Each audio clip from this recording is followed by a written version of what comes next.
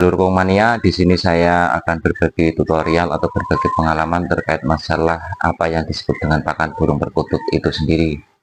Apakah kita perlu pakai pakan burung perkutut yang bermerek atau tanpa merek? Istilah kata kita pakai pakan kemasan atau tidak kemasan. Kemarin ada yang mempertanyakan hal itu di kolom komentar dan saya juga akan menjawab melalui video tutorial karena semua juga penting dimana terkait masalah pakan burung perkutut itu sendiri. Sahabat sedulurku mania dimanapun Anda berada, di sini saya akan menjelaskan terlebih dahulu terkait masalah pakan itu sendiri.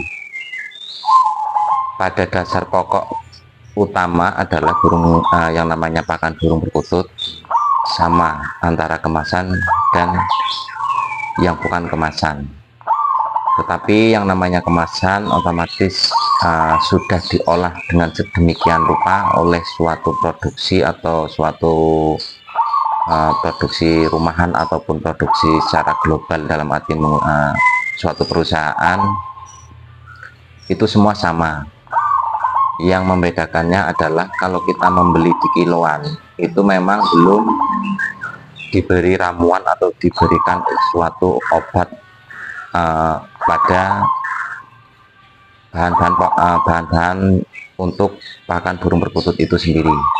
Sebelum dikemas otomatis ada beberapa tahapan untuk diproses sebelum pengemasan, sebelum diedarkan ke konsumen, sahabatku mania.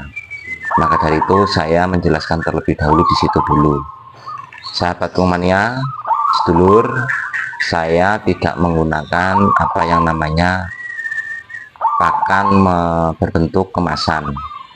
Saya dari dulu menggunakan kalau sering dikenal pada kita yaitu beli kiloan. Beli kiloan dalam arti itu kita belinya eceran, dimana nanti akan saya lakukan pengoplosan sendiri.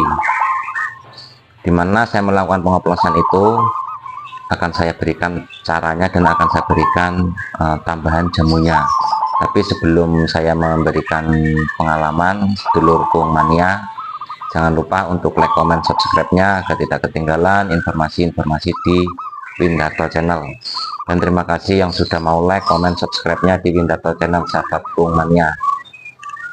Sahabatku mania, di sini saya ada caranya, itu kita beli bahan-bahannya, yaitu misalkan kita pakai satu ketan hitam, ketan merah, millet putih atau millet merah, jawut. 4 bahan ini semua saya belanjakan dulu, saya belanja, saya habis sampai rumah saya bersihkan dulu. Kalau orang Jawa ngatain ditape dulu, dilihat dulu, kan itu ada kulit cangkang-cangkangnya, kita bersihkan dulu biar lebih mudah cara membersihkan cangkangnya.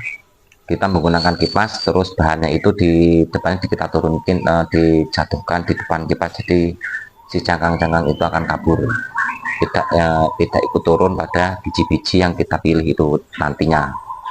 Itu cara saya membersihkan bahannya. Sehabis saya bersihkan, baru saya mempersiapkan bahan untuk meracik atau tambahan jamunya. Cukup simpel dan mudah, sahabatku mania. Bahan yang saya siapkan adalah kunyit, kencur, daun saga, sarang burung walet.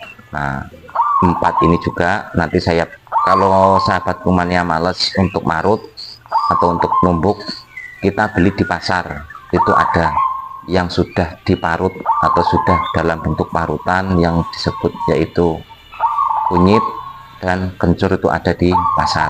Tapi nanti kalau untuk daun saga dan milletnya tetap dan sarang waletnya tetap kita sendiri, karena di pasar tidak diedarkan atau tidak diecerkan.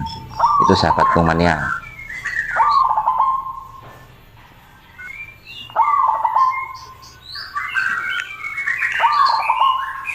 Sehabis bahan yang untuk mengoplos pakan burung perkutut itu tadi yang saya sebutkan di depan, misalkan kita menggunakan ketan hitam beras merah itu semua setengah kilo. Terus si juawut ataupun si millet itu 3/4, dalam arti itu 1 kilo kurang 1/4, itu takarannya seperti itu kalau saya, sahabat kumannya. Itu dicampur, habis dicampur itu semua udah posisi bersih, baru kita menyiapkan oplosan air, dimana air antara air kunyit, kencur, sarang walet, daun saga itu dijadikan satu, dikasih ke ember kecil, terus dicampur di situ menggunakan air, tapi ingat airnya air yang matang atau air galon ya, sahabat kuman ya.